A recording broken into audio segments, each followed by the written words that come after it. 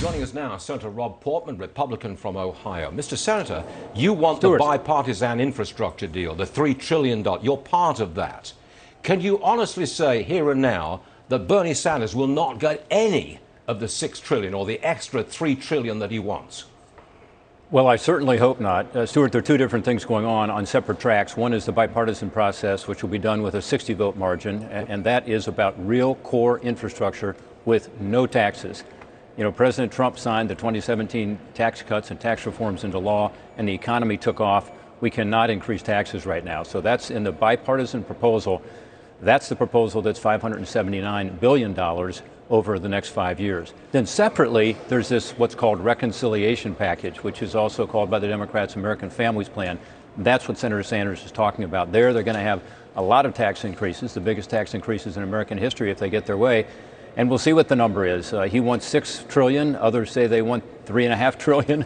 But all of that, by the way, is more spending, as you know, as opposed to infrastructure, which helps on the supply side. In other words, it's to build more bridges and roads and so on. What he's talking about is more social spending, which will add to the demand side, which will even put more pressure on inflation. After the numbers that came out today, I really hope that they're not successful in that, because it'll increase inflation and take us much further into deficit spending. The way, forgive me for just my opinion, but the way I see it right now, I would have thought that your bipartisan bill has a much greater chance of getting through in its entirety than the reconciliation deal proposed by Senator Sanders. Do you see it that way? I certainly hope so. The difference is we have to get 60 votes, whereas they can do theirs under this special procedure that's only for budget-related items at 50 votes, called reconciliation. And for us to get 60 is obviously a bigger lift.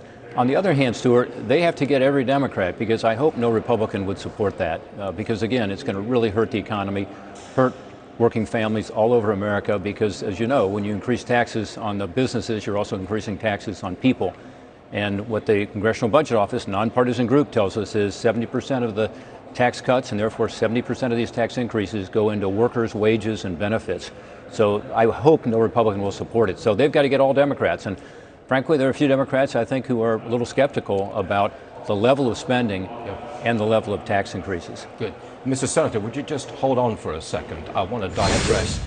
Turn to Lauren, who's got news from Senator Sanders and what he is now saying about the protests in Cuba. Lauren. Yeah, he was silent on it, and then he was asked by Fox News' Peter Doocy if he still supported some of Cuba's communist policies. Watch what he said. Last year during the campaign, you said that it's unfair to simply say everything is bad in Cuba. Do you still share that sentiment now? Well, I support throughout Latin America and in Cuba and every place else the right of people to protest for a decent economy and for political freedom. His answer wasn't limited to Cuba and everywhere else.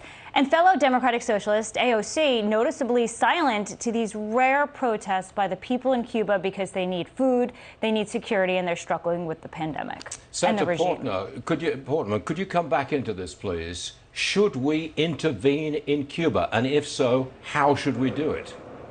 Well, first of all, Stuart, this is historic, and we have to realize that not since probably the late 1950s have we seen protests like this on the streets of Havana and elsewhere in Cuba. These people are brave. They're as you know, being harassed, and I'm sure many arrested, and many are being mistreated because of simply demonstrating and, you know, having the ability to speak out is just not something that's found in Cuba. So this is historic, and I think there's an opportunity here for America to strongly support those who are taking to the streets. And by the way, it is about the economy, and it is about food insecurity and so on. It's also about politics, because they're saying we want freedom.